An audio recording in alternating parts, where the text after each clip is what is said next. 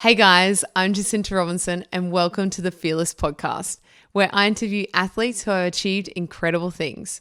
Today's guest was remembered as one of the most controversial players in the 90s and early 2000s. In 2001, he was one of the top lead scorers. After 18 years of playing professional basketball, he ventured into the world of yoga. I'd like to welcome Simon Curley. 381 games, Simon. 14 years ago, you played as a professional basketball player. How'd this all come about? Oh, I think I first had a ball in my hand when I was 2. I think I have a photo of me shooting a basketball. I was pretty fortunate to head in that direction because my old man was a coach. So, he played basketball for Australia. He went to the 1972 Olympics.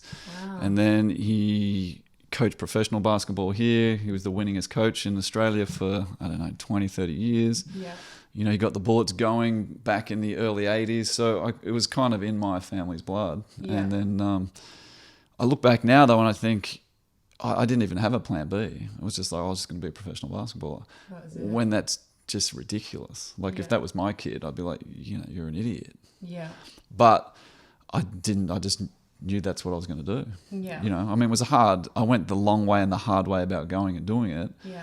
But I think for me, that's what needed to be done. Yeah. And, to play, I think if you had spoken to anybody at the start of my career and said, how long do you think this guy will play professionally for? They'd say maybe 1 or 2 years. But, I got 18 seasons, Wow. which wasn't too bad. Why would they say that? Well, I just think, I wasn't really that, even though I'm 6'4", but I was never athletic. I didn't have great vertical jump, not crazy, not your natural, just not a genetic freak, which some of these guys are. And my quickness was okay. It was, but I think the thing that helped me get there was looking after my body as best as you could. Okay. And the mentality for me was doing more than anybody else. So for me, it was, I prefer to overtrain. Yeah. And smash my body and hit a wall and then struggle for 2 or 3 weeks and then it clicks in, rather than undertrain, just for the pure fact for me mentally it's like, well, nobody's doing more than me. Yeah. So if I take that into a game and you're defending me and in the third quarter you've done a really good job, or the fourth, coming into the fourth, you've kicked my ass, I just know that the fourth quarter you're done, because there's, I've done more than you. There's no way you're fitter than me. And when you have that's your your base. It's mentally for me it was a good thing. Yeah. Which is really awesome, because that way when you overtrain, you know what you're capable of, and you can just push that little bit harder. And every time I guess that you were like fatigued in your training time, you knew on the court you're like, I'm gonna like what you said, smash this guy. I'm gonna take you on. And mentally I understand, like, it's so good. It's like when I go running, I like play games with myself to try and push that little bit further, thinking that I know that if I was ever in a race, I'd definitely be able to handle myself quite well. I think you feel accomplished within yourself. Yeah. Well, I think when you put when you do anything under stress, especially if you're training or, regards to basketball, would be, free throws. As if you're shooting, nobody can touch you, shoot these foul shots.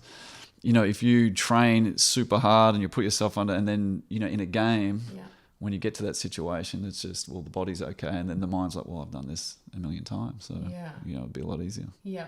And during a game, you wouldn't really be thinking about it. You'd just be like under the pump. Like, you'd just be, I'm here, I'm ready. Yeah. I'm good to go. So it's probably a benefit training like that, because you're just in there. Your mindset's in that game, and the rest will just come. Well, I think for me too, it took a long time. For me, I was my harshest critic. I was always not a little bit of self-doubt. It was like, okay, am I going to play? Geez, I hope I have a good game tonight. And then I got to a point in my career where I understood, like, okay, during the week I've done everything. Yeah. And if you can understand as an athlete, you've done everything. Preparation, like the 5 Ps, prior preparation, prevent poor performance. So if you do all those things, whether it's nutrition, sleeping, done the extra work, if all those things are done, then you understand that, like, if you have a bad game, it's not because you're not prepared. It's just, as an athlete, you're just going to have days where you're shit. It's just how it is. But you can always keep your performance at a high, always trying, always giving your best. You're not always going to play your best, but you can always give 100%. Yeah. So as long as you have that mentality, Yeah. then more often than not, you're going to have good games. And once I got that, then my confidence level went through the roof. Oh, okay. So what happened at the start? Like when you didn't play well? What were you thinking mentally? Well, I think it's just, you'd have good games, but you just want to have great games all the time. Yeah. Do you know what I mean? So sometimes you'd go in. Wouldn't you? Well, sometimes I'd go and think, geez, I hope I shoot well tonight. Geez, if I shoot.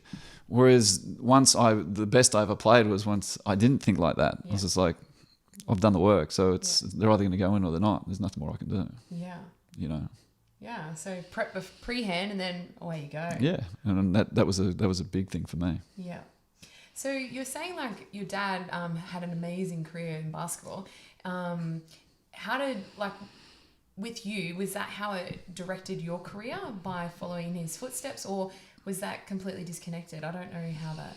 No, I think for me, because you're around it all the time. Like he was, he coached professional players. So I'm, as a kid, I'm watching them play. I'm, as a 15, and I'm talking as a young kid, I've been watching them since I was 5 and 6. Yeah. But then once I got to 15, 16, I remember training with the Bullets. I was representing, playing Queensland, but in state teams.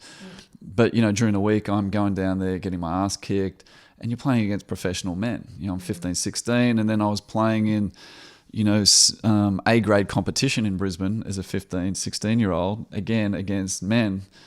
So you just got, you're playing against bigger, stronger people. I think that's a good way to do it. And then... which would excel your skill, right? For sure. Like I always thought if I ever had kids and they were good at whatever sport it was, let's say they were 10, I would put them against 13, 14 year olds all the time to get mentally challenged, to get physically challenged. And I think that would just make them, better. And some people say, wow, that could destroy them. I was like, well, if it destroys them, maybe that wasn't going to be their thing anyway. So it's better to find out now. Yeah. I could be wrong. I'm not a psychologist. So. Or maybe it could just build more strength and know... without a doubt. Let's get up again, again, and for sure. And that way have a better performance. Yeah, definitely. Yeah, I think that's fantastic. I reckon I would do the same. I love training with people that are better than me, because then I'm like, okay, if I can just get a little bit more of an edge on them, a little bit more, I guess that's the competitive side. I'm going to be better. I surround myself with people that for are sure better than me, and then that will escalate me as a person. For sure. So tell me about I was reading one of your articles about, and they were writing about how you become a little bit of aggressive on the court. Do you remember why that was?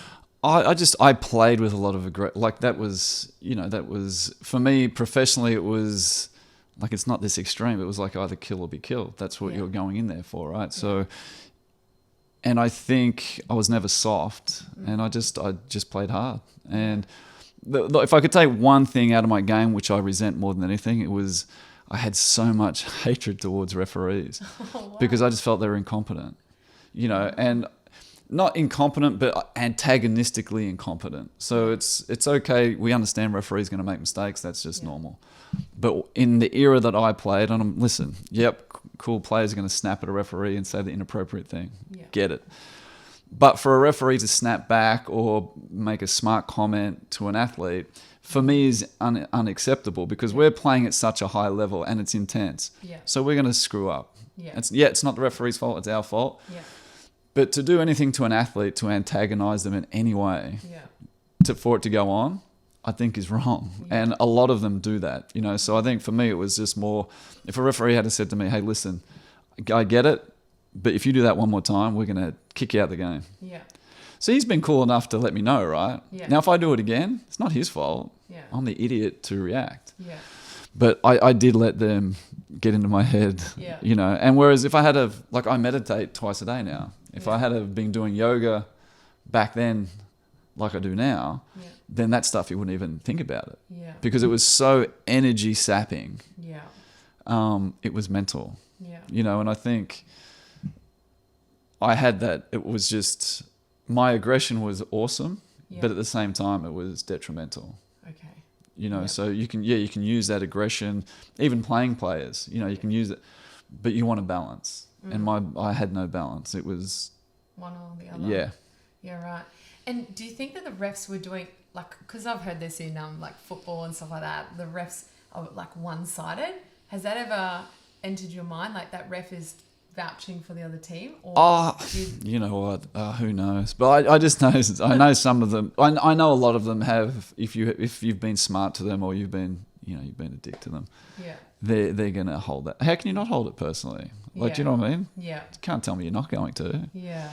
But then some were cool enough not to. Yeah. You know, but there was a few out there that, you know, it was, you know, you just lucky there was no like planks of wood around. Otherwise, you'd probably be in jail because you know they're just antagonistic and frustrating. But it comes back to the individual, and I wasn't capable of dealing with it back then. Yeah. Whereas now I just smile and just keep walking. Yeah. Have you whipped out a punch or anything like that, or elbow? In a game? When I was playing, Yeah. You know what? I did get reported once for bumping a referee. Oh, really? Yeah. What's a bump classified? Like a... We'll put it this way. He was behind me, so he couldn't actually tell. I actually did deliberately bumping, but he was behind me, so it just looked like I was running down the court. Yeah. And we were lucky we had it on film, so it just looked like it was an accident. Yeah. But he actually lied in the tribunal when we've got video. He got video. And he said to the referee he said to the tribunal, he looked at me like he wanted to kill me. And You're running backwards. The adjudicator says, he's looking at the person in front of him and you're behind him. How is he supposed to be looking at you? Yeah. And then the referee kind of went off at the judge or whatever he was. Yeah. And so that's done. The tribunal should be finished by then. And I remember putting my hand up and there was press in there, Channel 10, they were there. I go, oh, excuse me, Ken, mate, due to the fact that we know he's a liar, can I go home now because Law and Order's about to start in 20 minutes? And he goes, no, you can't. But I actually did mean to hit him. But you can't, with the story he told. Yeah. But, that's the only time. I reckon, I used to play touch football and, oh my God, sometimes you're just so, in that moment, you don't understand why, some calls are made and I'm aggressive too and I'm just I want to take it out. But I haven't approached a ref or done anything. No, but listen, you can't expect them to be perfect, right? But as an athlete, you just can't have them making a smart ass. Even if you're a smart ass to them, you just can't have them doing that back because it's an us versus them. Yeah. And you just don't want to hear it. Like we're competing. They're not competing. Yeah. They're calling a game. Yeah. If we're not good, we lose our jobs, right? Yeah. And it's on TV and you're getting your performance is written in the newspaper. Yeah. It's on TV being critiqued. Now it's in social media. Yeah. It's pretty intense for an athlete. Yeah. And how do you handle that when you watch TV and what people are saying to you? What would you do? It was on board, or do you... No, I never really cared. Okay. I just didn't care. Yeah. I didn't care about anything. Yeah. It was mate, say what you want. Yeah, because you knew who you were. Yeah, you know. Cool. And I think once you get to the point in life, and it's not whether you're an athlete, just as a person, there are going to be people who like you, and there's going to be people who don't like you. Yeah. For no reason, they're not going to like you. Yeah. You could be the great, I'm sure Mother Teresa had a whole bunch of haters. Yeah. That's just human nature, right? Yeah. It's just I just don't click with that person. Yeah, but why? I don't know. I just don't like them. Yeah, but why? I don't know. That's just how people are. So once you can understand that, you can't keep everybody happy. Yeah. You just be who you are. And that's who I was at that time. So I was quite happy with the person I was at that time. Yeah. But if I look back now, I wish I could change a bunch of things. Yeah. What would you want to change? Well, I would not want to be how I was. I want to have that balance. I'd want to be a lot more understanding because I wasn't an understanding person I was pretty hard on teammates. I just had an expectation that you're a professional. So if you're not doing all this stuff, then I had a lot of disrespect for a person who did that. Yeah. And, there's different ways to handle that, which I have the skills to do that now. Back then, I didn't. I was like, nah. Yeah. So you think that if what you know now, if you applied that, you'd still have as good of a career? Or do you feel that because you were that mindset at that time, that's what led you to playing so well for so long? I think if I knew what I know now and I had the skill set with meditation and yoga and I did a lot of personal development stuff with a woman after I'd finished playing, a year after I'd finished playing. If I had that skill set now, I say maybe I'd be an extra 20 to 25% better as a player. Wow. And that's a massive Yeah. Like I was good, but I could have been so much better. Like Yeah. so much better. Yeah. And you mean mentally, don't you? Not physically. Yeah, mentally. or- Physically, I couldn't have done any more. Yeah. But there's, that's only one part of the game, Yeah. and I just being smarter and having more understanding and just those things, utilizing my energy. When you play with hatred, whether it's positive or there's a lot of energy that is expedited that could have been, channeled in a different way, Yeah. which would have made me a lot better player. Yeah. Do you know what I mean? Yeah. And I think just from a meditation standpoint, you just the fluctuations of my mind, because that's what meditation does. It controls the fluctuations of the mind and stops you thinking the wrong way and stops you getting in that negative frame of mind. Yeah. Would have been a lot better for me and the teams I played for. Yeah, right. Is basketball like, I played it when I was younger, but I can't remember. Is it like, do you learn a certain lot of skills to get to, like, to shoot? Like, does the team have a certain, like, I don't know what you call it, like a rhythm or a layout of getting... Oh, yeah, you run offensive sets, yeah. Okay. But, then you have offensive sets where you come off, but then there's players who are scorers that, they'll work within that system, but when that system breaks down, they can go one-on-one and do it themselves. Yeah. So in basketball, you've got guys who are scorers and guys who are shooters. There's some people who are great shooters, but I would take a good scorer over a shooter, because if a shooter's having a bad night, they're useless. Yeah. But a scorer knows how to score. Even if they're having a bad shooting night, they know how to score, be productive, get other people involved. So they're like an all-rounder. Yeah. Okay. They're just, whereas a shooter's just that's all they can do. So if they have a bad night, then you don't really give much more. You don't want to just be a shooter. But there's some great shooters out there. Yeah. But I'd rather... Do you find that out on the field or pre-hand? I think most people know. Yeah.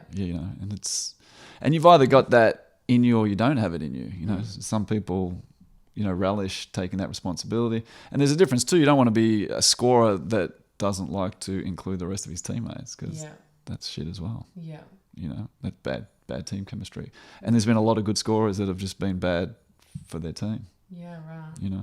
How many people are on the field on basketball? I've forgotten. Well, I just want to let you know, we play on a court, not a field, all right? Just for those people out there who don't know what basketball is. Just give us a laydown. What is basketball? Just so everyone knows. There's 5 on each team. Okay. And you're allowed, I think, was seven substitutions on each team. Oh, that might have changed these days. I don't know. When I was there, you could have 7 on the bench. Okay. Alrighty. And then do you have to regularly change, or what happens then? Yeah, they can call substitutions. They can get them in and out as often as they want. Yeah. Timeouts, if you get, if you want rest, I think you get 4 each half. I don't even know these days. Yeah. Okay. And can you remember back, like, when you were on the field, is it like, because you're running up and down, is it like aerobic exhausting as well as the mental, or is it just yeah? Oh, yeah, it's pretty physically demanding. At that level. Yeah. But you do, you're pretty fit. Yeah. You know what I mean? I mean, it's like anything. If you go up and down the court 7 or 8 times quickly, there's going to be some people struggling. Yeah. But, you train yourself for that. And that was one of the things. I felt that I could run my man to death. Yeah. And I just kept them moving. Like, it just didn't matter. Yeah. Because I'd trained myself to that point where I just knew that it'll take a lot for those guys to stay with me. Yeah, because if there's not that many players...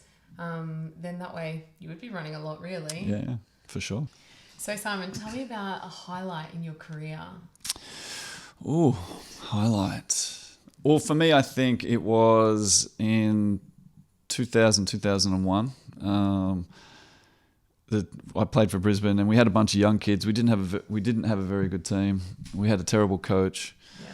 But the only good thing that came out of that was I got to step up into a different level and play an even greater productive role. So I became, a pretty dominant scorer. I think I came second in the league in scoring. Yeah. And for me, it was just being able to do things on a level where I'd been at a high level, but it just took me to an even greater level, which was, and I hadn't watched any games after I'd finished until maybe 3 months ago. I'd found some videotapes, got them transformed over to a hard disk or a disk drive, and was watching it. And I was like, oh, gee, it's amazing, what I felt that I was doing, which was a pretty good level. But then I got the opportunity to go and play in Italy, and to play in Italy is an import where you're only allowed 2 foreigners. I was a foreigner and we had another American. For me, it was the best. It was the best time of my life in basketball. Yeah. You know, because there was a lot of pressure. In Europe, you can play a game, you might have a good game, and they just give you a ticket to go home the next day. They just don't care. And for me, I just loved it. You know, I got to live in Sicily for 4 or 5 months, played some great players over in the Italian league, and it just gave me, when I came back, it was like, yeah, well, you know, while I was there, I was the 2nd or 3rd leading scorer, you know, for the 9 games I was there. I was like, yeah, I can play in this competition. And it was satisfying, it was great. And then I had planned on going back, but our owner, Eddie Groves, who's one of the most amazing people I've ever met, you know, what he did for me was incredible. And he was cool. You know, I had a year to go on my contract, so I was still contracted. Yeah. And I just said to him, I said, listen, mate, they've offered me a lot of money to go back. And at that stage, I was 30, you know, so, which was, for an athlete, 30, you know, as a basketball, you know, and I was turning 31. Yeah. And he said, what's it going to take for you to stay? And that's pretty daunting when anyone says that to you, because you don't want to be rude and ask for too much, but you don't want to undersell yourself. Yeah. And I said, I want this, this, and this, and I want it for 5 years. And you got to pay my agent's fees. And he goes, they didn't do anything. I'd rather give you the money. Yeah. I was like, well, give them 3 years. You know, I'm a loyal person. And I'd signed a 5-year contract to come back and, you know, and play with finish my career with the Bullets. Yeah. But, you know, and then I'd never been injured, but then I got injured. I'd never been injured ever in the 14, 15 years I'd played. And then for 3 years, I have 3 surgeries on my ankles.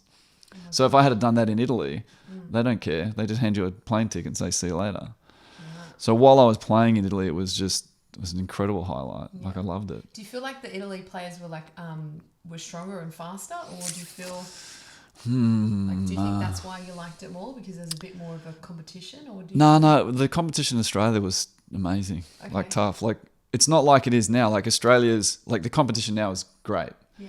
But still, you've got 20 to 30 of Australia's best players playing in the NBA and in Europe, so they're overseas. But the competition here is still amazing, right? But when I played, all those Olympians were still here. You know, your Andrew Gazers, your Andrew Vlahoffs, Shane Heal. Like, it was, those guys that big step hadn't happened yet. Yeah. You know, so you're playing against the best Australians. Yeah. And we had incredible imports. So, you know, the competition. Because I know America is like huge. Were there any players from America here playing? Yeah. You're allowed two Americans back then, and there was always naturalized. So Ben, I don't know if you know who Ben Simmons is. He plays in the NBA. Yeah. He's an Australian, signed $170 million for 5 years. Oh, so his old man, Dave, I played basketball against Dave. So I remember him calling me 2-3 years ago saying, hey, listen, I hear you do yoga now. You know, is it worth getting into? He goes, I've just started to do it. I've loved it. I said, mate, if you can get Ben into yoga, it'll just be incredible for his career. So he hasn't started yet, but, you know, he's crazy talented, that boy. Yeah. He's 6'10", and he plays, you know, somebody who's 6 foot their position. Yeah. And you weren't ever thinking about going to America, or? I went to college, but, you know, the NBA is, you know, it's a different league. Like, we've had Australians who have gone on and done really well, but I never thought I could play in that league. Yeah. But I definitely felt I could play in Europe. What's the difference? Like, that you personally think between the... I think the size. You're talking guys who play my position who are 6'10", 6'9", that can do what I can do. I'm 6'4". Yeah, right. You know, what am I, 83 kilos? Yeah. And they might be 6'10", 109 kilos, playing my position. Yeah. Do you know what I mean? Doing what I can do. Yeah. On a level that is far greater than I could ever have done. Okay. And even if they're 6'6", they were a different level than I was, so I wasn't delusional enough. You know how, like, they say like fast switch fibers and genetics and stuff like that. Do you think it's a little bit more? I think they have more athletes. I mean, you know, they've got 300 and 400 million people to choose from, so they have a greater pool of athletes, and they're athletes over there. You know, like, people look at Jarrett Hayne when he was in the NFL, and then they're talking about what kind of a great athlete he was. Like, you got dudes like that just in a park down at New Farm Park, just hanging out, that athletic. You know, it's not even including the other. They're on a different level of athleticism over there. You know, just so many people. And you got to understand too, a lot of those guys, if they're living in the ghettos or the hood, like their options to get out of those are sports or sell drugs or be an entertainer. Yeah. You know, so it's just it's a dog eat dog world over there, and most of the time their teeth are bigger than most other people's. You know. Yeah, yeah. So when you come back here and you played for the Bullets in Brisbane here, and you were having ankle injuries, is that when you decided to give it up? Like what happened? Well, there? what had happened, I'd come back from Italy. It was great. I had the pre-season I had in the NBL, whatever year that was. It might have been 201, 202. It was awesome. I had a great pre-season. But I remember just twinging it. We're in Shoalhaven, New South Wales. And from there, it just got worse. And for somebody who overtrains and that's what he lives on, I couldn't do those types of things. Okay, yeah. Because you're in too much pain. Yeah. And then for 3 years, it was, I missed half a year, then a full year. And then... then I came back and I had a good year, my first year back. Yeah. But then, by that stage I was 35. Yeah. It's like, what do? Do you continue to play? Or do you just get on with life now? Yeah. And so for me, it was kind of, getting on with life it was a good benefit for me to start then rather than just hang around for another year or two. Yeah. And then what did you do? I had a best mate of 30 years that I don't speak to anymore, neither do 6 of his other best mates. We're all involved with business and, we were in a lot of different things. So things were pretty good. And then, the GFC kind of hit. So some of the things we were in took a hit. Yeah. Do you mean businesses? Businesses. Okay. And I'd always been into fitness. So I started, personal training people on the side just for a day-to-day thing. But with all the business that we had, from bar restaurants to, we had Eagle Beat pizza stores, we had commercial property stuff that we'd done. It was just, something had happened with him where you wouldn't expect your best mate of 30 years to do. And that was a sour point for me and a lot of other people who had been friends with him. So we kind of, got screwed pretty hard on that situation. Okay. So that was, that was a scary thing. To a lot of the money that you'd save through your career, just through that, was put into jeopardy. So then you have to reach. And meaning that you put all your money from your career into. Well, not all, but a lot of the things that we did just went the wrong way. Okay. And then some By things. This person's decisions, yeah. Right. And then it was. It was a sad day because that was my best mate of 30 years. Yeah. But myself and 4 or 5, 6 other guys now don't talk to him. So. Oh wow. Must have been big. Well, it was pretty big, but the one thing it did, it I don't know. I think would you like that money back? Of course, that'd be unreal. Yeah. But I'm a lot more aware of things these days, you know, and it was a good lesson. Yeah. So, but you can always make more money. That's the good thing. Yeah. And you find out how certain people are in certain situations. Yeah. And I mean, imagine if that hadn't happened then, it had happened 10 years later when we'd had a lot more money, and then you're at 45, 50 years old, and then it happens then. So I'm glad it happened back then. Yeah. And I kind of laugh at it now. Yeah. Just, that's all you can do. Yeah, it's probably happened at the perfect moment for you. Yeah, it did. So, but that was a good lesson. It was a stressful time back then. And I hadn't been involved with yoga then either. So, but yoga came. How did yoga come into your life? Well, I remember one day I was doing, there's what's it called? The Village News. It's a little magazine in New Farm. Okay. And there was a girl, her name was Crystal. It's amazing I can remember that name, Crystal. And she was a brilliant journo. I've dealt with journos all around the world, and you've done interviews, and she just took this interview, and I was like, I said, don't take this the wrong way. Why are you writing for this magazine? You should be writing for. She goes, I've just come back, and I'm hoping to do some stuff with the Courier. And she was just brilliant. She goes, well, what's next for you? And I said, I've got one more commercial property to sell. That'll get me out of debt. And once I get out of debt, see that tree over there, I'm going to lie under that tree. I've been looking at that tree for the last 7 years, that I want to lie under it and know what it's like to have no debt and have no stress. And I go, and I've been driving past this yoga studio, and I'm thinking about yoga. She goes, you should do it. You'll love it. Was she a yoga? She was a yoga teacher, But she wasn't teaching at this studio. She said, just do it. You'll love it. Yeah. And so I went and did it. And I didn't like the first class, but then I went to the second class and the teacher was more, you connect with the teacher. Yeah. And from that day, I loved it. I went every day for a year. Yeah.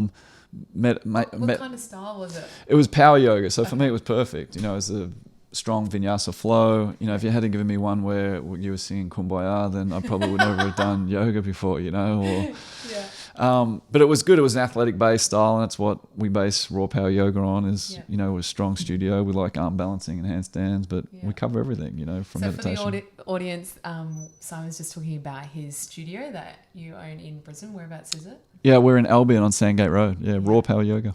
Yeah, cool.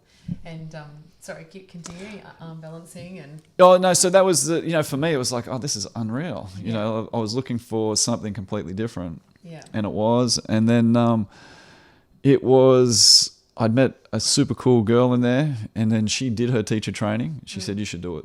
I'm like, I don't want to be a yoga teacher. You're crazy. Who wants to be a yoga teacher? But then we broke up, and I was like, I need to do something to take my mind off the breakup. So I went and did my teacher training, which is the worst thing because you meet a cool girl in yoga. Now every day you're just being reminded that you met. So that was challenging. We're still best mates to this day. She's an amazing girl. And then, you know, I did the teacher training. Didn't want to be a teacher. But then I went to Melbourne and I did this class in Melbourne. And the teacher was teaching the class, who I'm really good friends with. Wasn't at the time. Just met her. I'm like, this chick's super cool. And the class was wicked. yeah, And midway through that class, I was like, I want to be a yoga teacher. yeah, So I just started, you know, doing my thing and teaching. And then I think 10 months after that, I was like, well, I'm sick of making money for other people. Let me open a studio. yeah. And then we opened a studio. And Wow. but it was funny though, my teacher would always say, do you want to be a teacher? I'm like, Tammy, leave me alone. I'm never going to be a teacher. And then I became a teacher. Yeah. And then she'd be like, do you think you'll ever open a studio? I was like, Tammy, I'll never open a yoga studio. Then you open a yoga studio. And then she goes, do you ever think you'll do teacher training to teach people to be teachers? I was like, that's way too much work involved. No, I'm never doing that. And then we do that. So it's just like every time she would ask me something, I'm like, but she hasn't said the next thing. So I have to go and give her a call to see what's next. Yeah. That You know. could be around. Do you do around the world? Have you done teaching around the world? I taught in New York this year. I did 2 workshops in New York and 1 in Las Vegas. Yeah. So it was pretty cool. Yeah. Well, you never know what it could be next. You never know. Yeah. No. So, Simon, tell us about yoga and why you think that it's beneficial for everyday people. I just think what it does, even just from a meditation side, Yeah. is you look at what I see every day is, and it doesn't matter who you are. You can be high-end executive, you can be a school teacher, you can be a doctor, you can be a nurse, whatever you do. Yeah. Doesn't matter, athlete. There's so much stress, anxiety, and depression. Yeah. Do you know I just actually did a study and Australia has the highest anxiety. Yeah, it's crazy. Like and it starts young, like crazy young these days. You know, just I think with the social media world, it's positive in one way, Yeah. but the negativity on what it's doing with self-harming for younger girls these days. Like, you know, listening to a podcast about 3 months ago, and the depression that it's putting on people now, the expectations of, you know, this is what you have to be like, this is what you have to look like, this is what you. It's intense. So just from a work standpoint, you know, we have people from all levels, from 16-year-olds up to 70-year-olds, Yeah. dealing with some form of stress, depression, or anxiety. Yeah. And the one thing that yoga does with that, when you're excluding meditation, is we focus on breathing.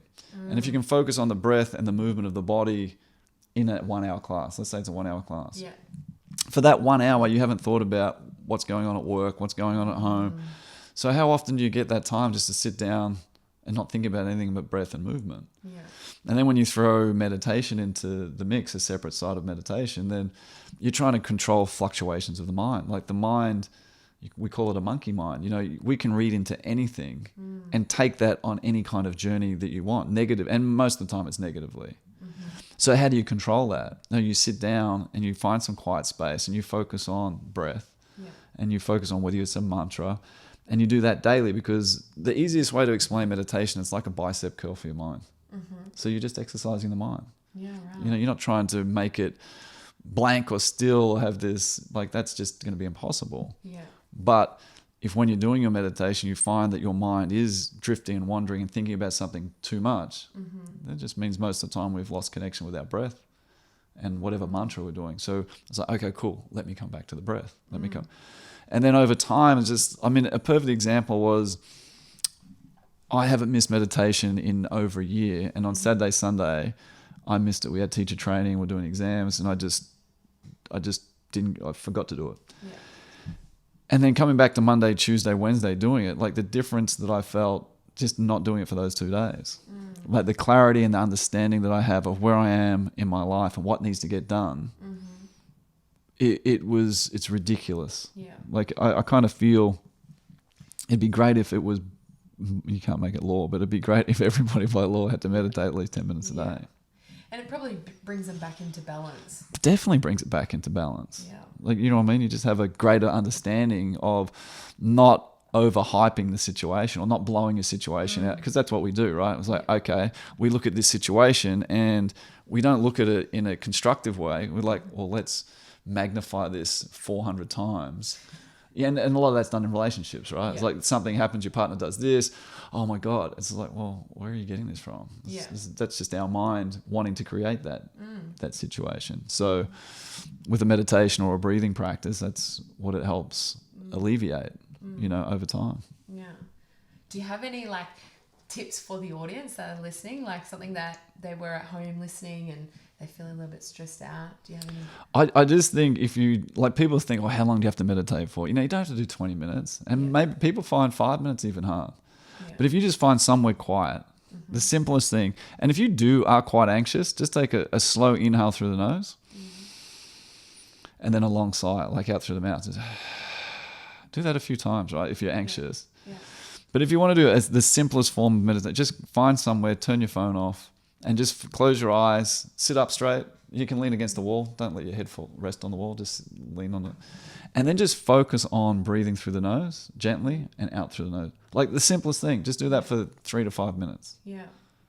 And don't worry, whatever thoughts come into the mind, don't worry about it. Just let them come in. Yeah. You know, acknowledge them. Yeah. You know, don't get fixated on them. Don't think, oh, everything, I should have blankness here. It's just not going to happen. Yeah. But when you just focus on that breath, and I like to use a mantra called aham. You know, that's what I just repeat in my head, gently, softly, lightly. Yeah. But I'll find in my meditation, I'll start thinking, okay, I need to do this today. I'm like, oh, come back to the breath. Yeah. You know, so it's just, I like things simple. There's more in-depth ways to meditate. There's a million apps out there if you need an app. You know, Johnny Pollard's got a good one called One Giant Mind. Yeah. He's an Aussie that's in New York now. He's amazing. Yeah. But it's something, if you do suffer from anxiety, stress or depression, you know, it's a great way to. Well, it's a great way. Do you want to take drugs for the rest of your life, or do you want to actually do something that can help? Yeah. Yeah. You know what I mean? I think taking drugs for your whole life is just, you know, that can't be good for you. I don't think. Maybe for a short period of time. You know, I'm not, like I said, I'm not a doctor, but I just know meditation is pretty powerful. Yeah. Right. Yeah. I know lots of people that take. Their doctor just recommends depression pills straight away and stuff, and I'm like, what? Like, why not see what you can do while you're in control, rather than having something that someone else has told you to have that you have no idea what it does? Like, most people don't even look at what the ingredients are in these drugs, and they're just taking it thinking that the doctor said. Yeah, it's horrible, you know. People and they're just getting hooked on that. Look, give us a solution, give us something we can work towards. Don't just give us drugs to. You know, when I say us, I mean, you know, society. Yeah. I think there's a big movement in this, like in the meditation moving forward with the world, because we're becoming busier. We're becoming like so much on social media and so much on like the computer and stuff like that. I feel like what I've seen in the last 2 years, it's becoming, we're doing more. So we're trying to like balance that out a lot. Well, the thing is though, as long it's like what we tell our students is what you learn on the mat, right? So if you come to yoga and you're learning these amazing tools that we're giving you, if you're not taking that outside of the yoga studio, it's kind of pointless. It's like, come on, you want to come in, you want to take this here and implement it in your life now. You know, and I think I know from a standpoint for me when I meditate, it's just you're so much. Now, it's not saying that you're not going to get upset. You know, but what it will do is something that does upset you that might have lasted 3 or 4 days might last 20 minutes now. Yeah. So then you can process it, you can move on, and then you forget it. You're like, oh, what was that? You can't even, you know, people if somebody says something to you, how was your day yesterday? I might have had a problem. I can't even remember what it was. It's like, oh, you just moved on rather than held on to it. Yeah, and become more efficient at handling the situation. For sure, yeah. And that's what you want, you know. And then live happier. Well, you definitely live happier because you're just not stressed. Yeah. You know. So at your studio, I know that you have a lot of athletes that come in because you're saying like it's a bit more power. But tell us your recommendations. I have a few athletes listening to the podcast. What does it do for their performance? Well, I taught the Broncos and the Lions for a couple of years, and you know, with them we didn't give them like a power class. You know, these guys are getting smashed through the week. So we have two different types of breathing, meditation, and stretching classes. One's called Yin, and the other one's called Long, Slow, Deep. We call it LSD, and those are great for anybody, but for athletes it's good because you know they're holding a stretch for 3 to 5 minutes. So we're getting deep into the fascia and the connective tissue, and for them they don't need to be, you know, flogged anymore. They're getting crushed on the field on a daily basis in the weight room. So for them to come in and just have that, like, be like recovery, right? Definitely, and that's what you want. It's like you don't want to be too flexible. You don't want to have all this flexibility but with no strength. Like that's just pointless. And you know people who have that, you see they have joint issues, whether it's hip, whether it's knee. But then again, you don't want to be so strong that you've got no flexibility. You can't move. So imagine if you throw the flexibility into somebody who's strong, how much more powerful are they going to be? How much more explosive are they going to be? They're going to be quicker. They're going to recover a lot better. They're going to be less chance of an injury. And as an athlete, what you're trying to do is, listen, there's no foolproof plan to stop you from getting injured. But what you can do is you can put things in place to give you less of a chance of getting injured. And that's what this is doing, you know, because I think a lot of athletes, and I can see them, you can tell in their flexibility. It's like, you know, most footballers can't interlock their hands behind the back and do that. Like, you know, I'm not saying you have to do it as good as that, but most of them will be like this. You know, imagine how much better that would be to have some form of flexibility through that part of the body, or your hips or your glutes or your hip flexors. You know, I just think mixing the two is pretty dynamic. And you probably like you're strengthening at the end range of the joint as well, so therefore that is going to stop injury. Because most of the time that's when injury is caused, when you're going into those like right at the end where it's near the bone and the end of the joint, and it's something explosive or something like quick and snap, and bam, you're done. Well, you'll see now LeBron James, he's the greatest athlete on the planet. You know, makes $100 million a year. He's dominated the NBA for the last 16 years. He has his own private yoga teacher. Like private yoga teacher. So to me, that's saying if the greatest athlete on the planet, who's 6'9", weighs 10 kilos, whatever he weighs. What is he, about 240 pounds? Like if he thinks having a full-time yoga instructor for his training is beneficial, how can it not be beneficial for any other human on the planet? Do you know what I mean? I mean, that's a pretty powerful thing. And then you've got the Seattle Seahawks NFL. You know, they're into meditation, daily yoga. I mean, it's just, I think you'll find in the next 5 to 10 years that if that's not in a professional, they're spending hundreds and hundreds of millions of dollars on athletes. You just want to give them the best chance to perform and not be injured as possible.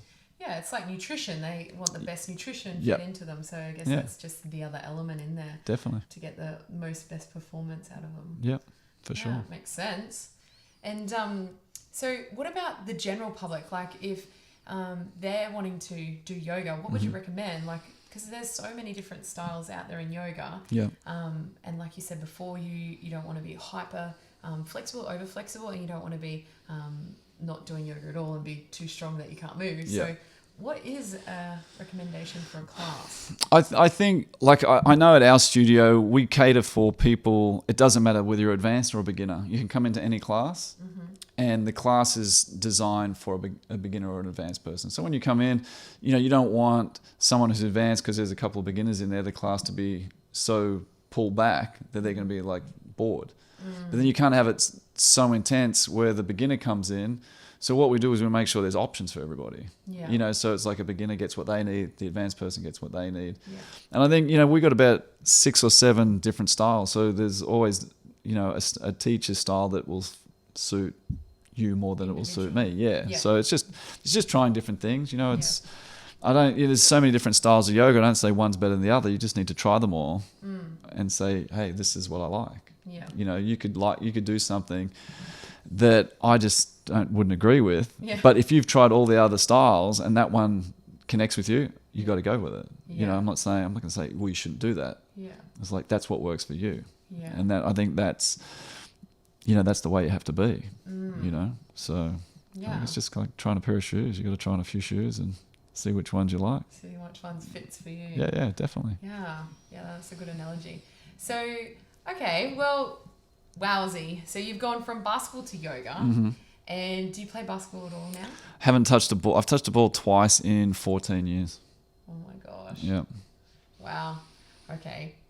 And why? Just were you I feel like you're done or? Yeah, I think people have tried to get me to play in different competitions, and if I'm not playing at the level that I'm used to playing at, then for me it's what for. Yeah. And I've been doing it since I was 2 years old. There's photos of me shooting a ball when I was 2. Do I want to keep doing that for the rest of my life, or do I want to try different things? Yeah. You're only on this planet for a very short period of time. Yeah. I would want to shoot myself in the head if that's all I did for the rest of my life was basketball. Yeah. No, I'm not saying there's anything wrong with that. You can, if that's what you like and that's what you want to do it. Yeah, but for me, it wasn't for me. I could have gone into coaching. I could have gone into administration side.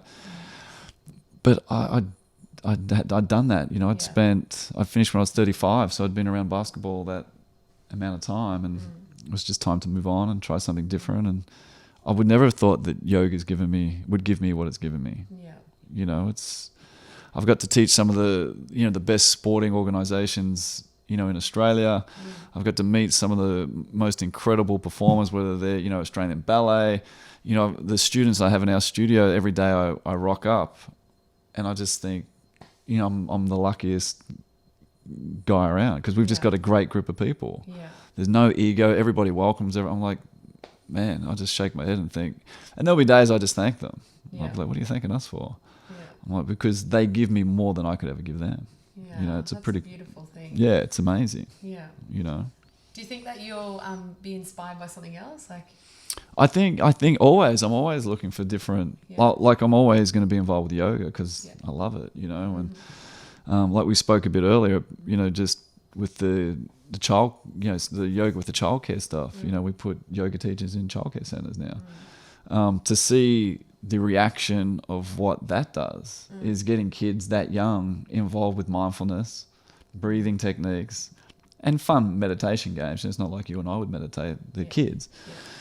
But to have that, like starting, the fact that childcare centres are doing that and acknowledging that if we can get kids aged 2 to 5 starting that and they continue that, I mean, how can the world not be a more understanding and better place to be in? Yeah. They're not doing that. Yeah. Because if you're around that on a daily basis, you can't not be a better person. Yeah. Of course, there's... It's injected values of other people, so it's everyone will amplify up. Yep. Yeah. And I think just mindfulness and meditation, that aspect is... It's going to be the way of the future. I think big corporations it'll be just incorporated in their business. It'll be part of their business. It'll just be, in 10 years' time, if they're not doing it, then they're going to be behind the 8 ball. They're going to have competitors that will just be surpassing what they do. They might be leaders in what they do now, but if they don't do it and somebody else who's a competitor is doing it, I'll take that competitor any day of the week because they're just going to have a skill set that is far greater than the other company that doesn't have that. Yeah. Yeah, makes sense, really. Yeah. At the end of the day. It's like a legal steroid. That's what meditation is. It's legal though. Yeah, hells yeah. Yeah. Yeah. I've done a fair bit of yin just to complement the training that I've done. And I just love in yin, you just, like for me, it's just, you disconnect. Yep. And you're holding a stretch for so long that you don't really have to think about anything else. So for me, I'm like, oh, it just feels so good. And I reckon if I was in a high stressful job, like in a corporate working job, I would definitely need something that could just, I like to think like I'm thinking nothing. Like obviously I'm thinking stuff, but I like to, it's not, like what you said earlier, what's next? Yeah. Yeah. Well, just the fact that you can sit there for 60 minutes and not have to think anything but breathing. Yeah. Like that, your mind just resting Mm. is, you can't even imagine the benefits you get from that. Yeah. Like, I've got to go home, I've got to cook for the kids, I've got to do this, it's just even family stuff. Yeah. It's intense. Yeah. You got mortgages, you got bills. It's life. It's life. Yeah. You know what I mean? So to get that 1 hour just to chill is pretty powerful. Yeah. You give more to the others, really. Yeah, for sure. Yeah. So with your huge basketball career and now yoga, what would be your advice for anybody, for the audience actually, that are out there that want to pursue their dreams? They might be in a regular job, but they want to be at an elite level. What would you recommend? I think that I remember years ago with, I used to read so many motivational books and talk about dream stealers. People, I think there's so many people out there that you'll have an idea and people will knock you for it. Yeah. And if you believe passionately enough in something, then you just need to follow it through. Yeah. But it's when you follow it through too, it's like it's not just doing it half-assed. You got to give everything that you have. You have to learn as much as you possibly can about going into that. And if you want to go into business, it's not just like, I want to be I want to own a yoga studio or a fitness studio. I'll just go and rent a place and we'll put some equipment. It's doing the due diligence, getting every little thing, turn every rock over before you do it. Okay, how many people do we need through the doors just to break even? Okay, what are we going to do here? But I think if you're passionate in something, you just got to go for it. I have a friend of mine, she was corporate for a long time, did yoga and taught in Melbourne for maybe 3 years. And then this year she just said, I'm just going to go to Thailand and teach yoga. Really? And you just see her posts, I don't like social media. I know you need it, right? I totally get it. I just can't stand it. But when I go to post stuff, I'll see her stuff. Yeah. And that girl's just hanging out on the beach teaching yoga. Like she's 35, doesn't have a care in the world. But that was her dream, and she's happy as hell. So I think it's just one of those things where, like we said earlier, you're on this planet for a very short time. And you don't know what's around the corner. Anything could happen. You have to go to the doctor. They say, hey, listen, man, you got 3 months to live. My God, what have I been doing? But I think you just got to go for it. Don't let people tell you if that's how passionate you are. Don't just roll with it. You can. Don't let them inject their values. Yeah, you don't. They're going to be. I don't know. You be careful. What are you going to do? What if it doesn't work? What are you going to do for money? Yeah. Listen, you can always get a job. It doesn't matter. Yeah. But you got one chance at things. So I think just go for it and put everything you got into it. And if it doesn't work, hey, it doesn't matter. At least you had to go. Last thing you want to be thinking is when you're 60, 70 years old. I wish I had done this. It's the one thing when I was playing. The only thing that I wanted to leave with was, at the end of my career, could I have done more? Could I have trained more? Now, I couldn't have done anything more physically. Yeah. So that's I left everything there. So whatever team I played for, they got more than they paid me for. So I felt I was a bargain, right? Because I gave them more than you could ever give. Yeah. And the physical side. Yeah. On the mental side, I wish that I knew what I know now, so I could have given them that as well. But they still got everything. I gave them everything I knew. Yeah. So I think, if you can go through life and not look back and say, I wish I had done that, or I should have been that type of person, then if that's how you're feeling, make those changes now. It's never too late. So it's very powerful. So there's a friend of mine, Russell McCart. I love him. He got Tenerife. He started Tenerife. He's a big developer down there. And for me, he was one of my mentors. Him and Eddie Groves have been great mentors in business and in life and just as friends. And I remember one day I was talking to Rusty and I was like, man, I've got this situation, business thing. I don't know. And he goes, listen, man, take the biggest bite you can and chew like fuck. Yeah. And I was like, you know what? Yeah, just try to work it out. It's a good way to be. Yeah, I think so too. I was like, I like that quote, Rusty. Yeah, I think that's great advice. Because I think the entrepreneurs and everyone that's out there, that's what they do. Like you said earlier, we just see the glossy side of what they're doing. We don't really see the behind the scenes, but you work it out, I guess. Yeah, and You're that's under pressure. And that's just the way to be. If you don't do that, then and like we grow as humans when we are put in situations that stress the mind, stress the body. Like when there's a thing we use in our studio. You can look at a situation as a threat or a challenge. Okay, it doesn't matter what it is in life. Yeah. Could be a relationship, could be at work, could be whatever it is. Now you look at that situation like, okay, I can look at this, I can just grab it and say, yeah, this is a challenge. I'm going to go with it. Yeah. Or I can look at it as a threat and say, oh, it's too hard. This is what it's going to do. And you can complain. So there's two types of people. Which one do you want to be? Yeah. And it doesn't matter what it is. It's just like you taking that option. You've got the choice. So nobody should really be able to piss you off or make you mad, because your choice is, okay, they've said something that's annoyed me. What's my choice? What am I going to do here? I can ignore it, or I can keep moving. I can challenge myself and keep moving, or I can buy into the bullshit. What are you going to do? And it's easy for people to take the latter one. It's easy because people love to complain. Yeah. They love to complain. Yeah. But if they just looked at things differently that came along, do that for a month, like their whole psyche as a human being would be completely different. People around them would be like, oh my God, they'd start having people drawn to them because like, oh, you're not buying into anything. You're looking at things like, yeah, okay, cool. Well, we just lost our house, we lost this, but that's okay. This is what we're going to do now. You're boom, owning boom. it and Yeah. moving on. Yeah. So I think that's how you have to be. Yeah. I love that. That's fantastic. It's not mine. I got it from, where did I get that threat and challenge? I'll send it to you. There's a guy called Brian Johnson. He's got this great app. It's called Optimize.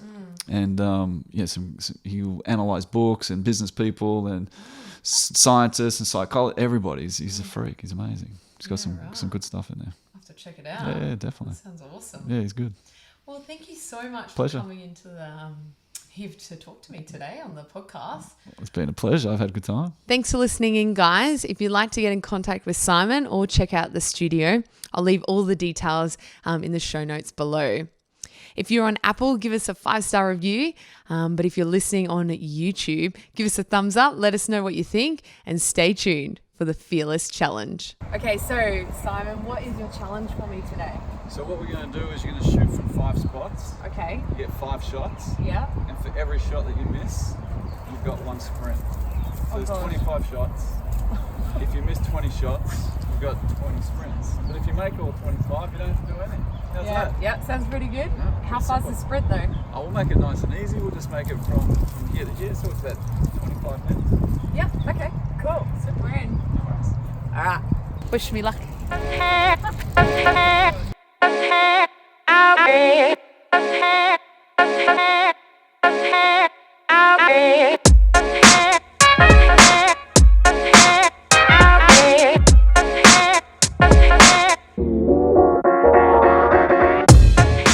So I did really well. Got 4 in.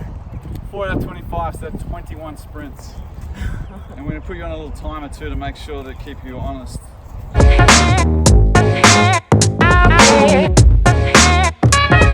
How'd I go? Yeah, you did well on the runs. That was pretty good. The shooting, but it's not too bad. You're outside, it's hard, it's a bit windy. So what I would usually do when I used to play, one of my drills, was imagine that's a full court. Yeah. So I would pick 5 spots where we had. I would take 10 shots. Yeah. Right? But on each one, I'd run backwards to the 3/4 court. So you're running twice as far back as you were. Yeah. So you'd sprint backwards, and then we would sprint as quick as you can, catch it, boom, take 10, see how many we make from the 5 spots. Yeah. And every one you missed, we'd run a suicide. So a suicide, so it's when you touch the foul line, you come back, then you touch the halfway line, you come back, then you touch the 3/4 line, come back, and you do that. So So it's like increasing distance. each time. And then do you decrease on the way back or just in the increase? You just come back the same on the way back. Yeah, right. So, and you do it to a timer. So that Man. was just a 1 shooting drill. So we do 50 shots. You just took 25 shots. I'd be starved. I'm like puffing now. How long did that take me? 1 minute and 4. And how many did I do? You did 21. 21 mini sprints. It felt like big sprints.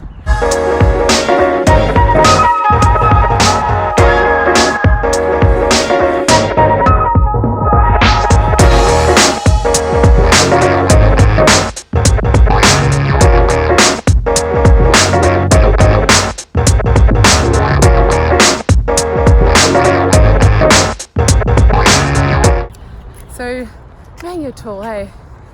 Did you think maybe you're small? No. tell us some tips if you're Tips if you're a young hoopster. I just think, it's like anything, practice. You have to put the work in, and making sacrifices. Maybe if you want to be a professional, you have to sacrifice not going out drinking and partying with your teenage mates and hanging out with the wrong type of girls. You know how they can take you the wrong way. Yeah. But I think it's just practicing every day. And I think the one thing that I used to focus on was I wanted to do more than anybody else. Yeah. And if I could do more than anybody else, then at the end of the day, and look back and say, what more could I have done? Nothing. That made me happy. So just practice. That's the only way.